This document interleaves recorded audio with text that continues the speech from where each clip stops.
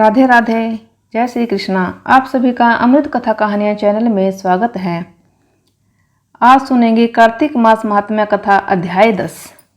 राजा पृथु बोले, हे ऋषि श्रेष्ठ नारद जी, आपको प्रणाम है। कृपया अब यह बताने की कृपा कीजिए कि जब भगवान शंकर ने अपने मस्तक के तेज को क्षीर सागर में डाला तो उस समय क्या हुआ।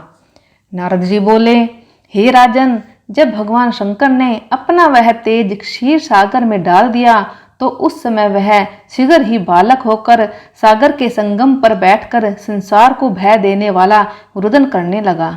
उसके रुदन से संपूर्ण जगत व्याकुल हो उठा, लोकपाल भी व्याकुल हो गए, चराचर चलायमान हो गया।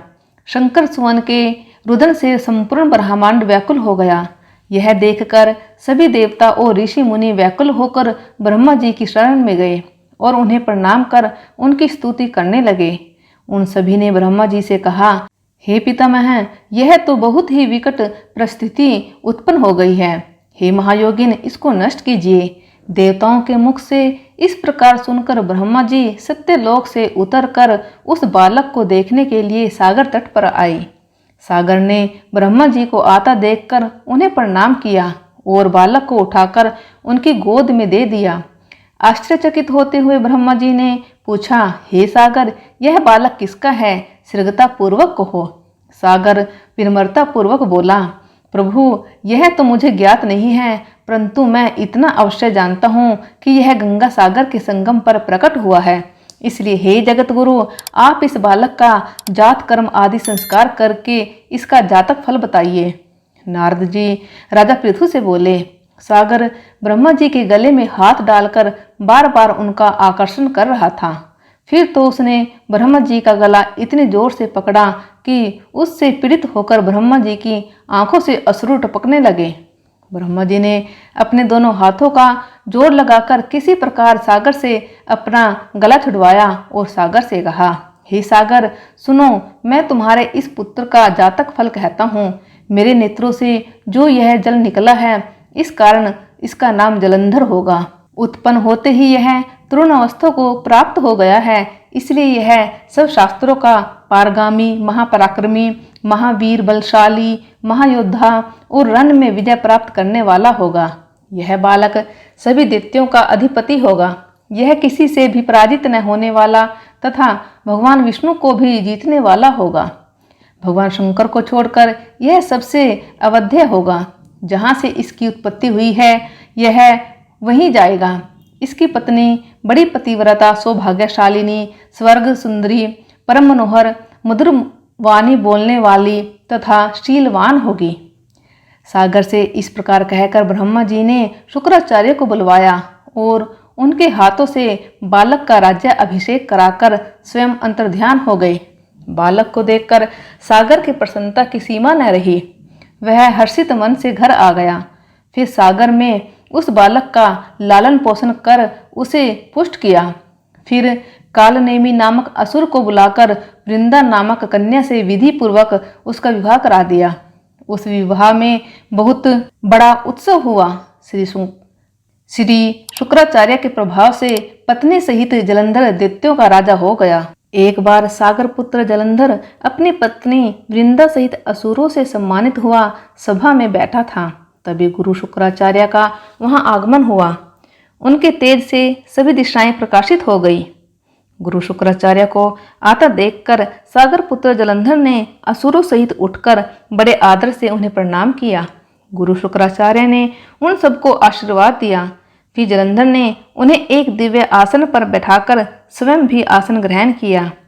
फिर सागर पुत्र जलंधर ने उनसे विनम्रता पूर्वक पूछा, हे गुरु जी, आप हमें यह बताने की कृपा करें कि राहु का सिर किसने काटा था।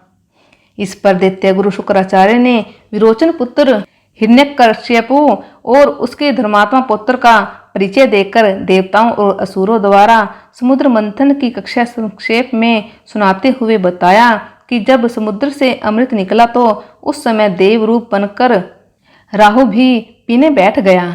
इस पर इंद्र के पक्षपाती भगवान विष्णु ने राहु का सिर काट डाला। अपने गुरु के मुख से इस प्रकार के वचन सुनकर जलंधर के क्रोध की सीमा न रही। उसके नेत्र लाल हो गए। फिर उसने अपने धस्मर नामक दूत को बुलाया और उसे शुक्राचार्य द्वारा सुनाया गया वृत्तांत सुनाया। तत्पश्चात उसने धस्मर को आज्ञा दी कि तुम शीघ्र ही इंद्रपुरी में जाकर इंद्र को मेरी शरण में लाओ। धस्मर जलंधर का बहुत आज्ञाकारी एवं निपुण दूत था। वह जल्द ही इंद्र की सुधर्मा नामक सभा में जा पहुंचा और जलंधर के शब्दों से इंद्र से बोला, हे देवता धाम, तुमने समुद्र का मंथन क्यों किया और मेरे पिता के समस्त रत्नों को क्यों ले लिया? ऐसा करके तुमने अच्छा नहीं किया। यदि तू अपना भला चाहता है तो उन सब रत्नों एवं देवताओं सहित मेरी शरण में आ जा, अन्यथा मैं तेरे राज्य का ध्वंस कर दूंगा। इसमें कुछ भी मिथ्या नहीं है। इंद्र बहुत विस्मित हुआ और कहने लगा, पहले मेरे भय से सागर ने सब पर्वतों को अपनी कुक्षी में क्यों स्थान दिया और उसने मेरे शत्रु दैत्यों की क्यों रक्षा की? इसी कारण मैंने उनके सब रत्न हरण किए हैं। मेरा द्रोही सुखी नहीं रह सकता, इसमें संदेह नहीं। इंद्र की ऐसी बात सुनकर वह दूत शीघ्र ही जलंधर के पास आया और सब बातें कह सुनाई। उसे सुनते ही वह दैत्य मारे क्रोध के अपने ओष्ठ फड़फड़ाने लगा और देवताओं पर विजय प्राप्त करने के लिए उसने उद्योग आरंभ किया। फिर तो सब दिशाओं पाताल से करोड़ों करोड़ों दैत्य उसके पास आने लगे। शुंभ निशुंभ आदि करोड़ों सेनापतियों के साथ जलंधर इंद्र से युद्ध करने लगा।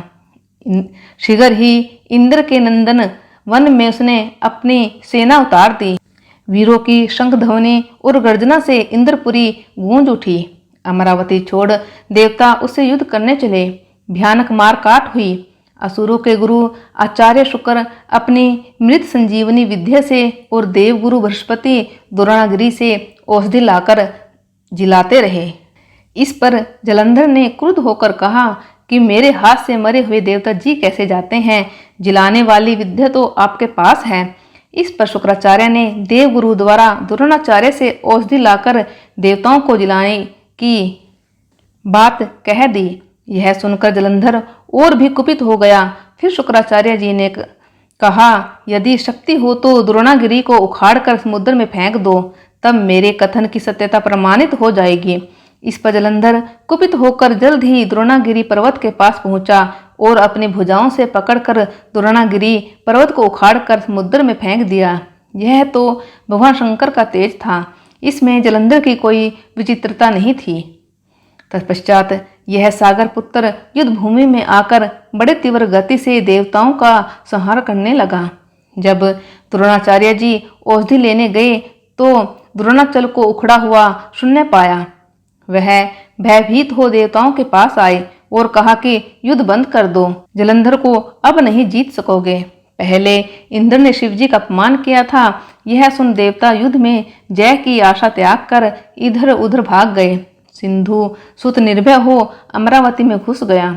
इंद्र आदि सब देवताओं ने गुफाओं में शरण ली। बोले विष्णु भगवान की जय, लक्ष्मी नारायण की जय, शंकर भगवान की जय।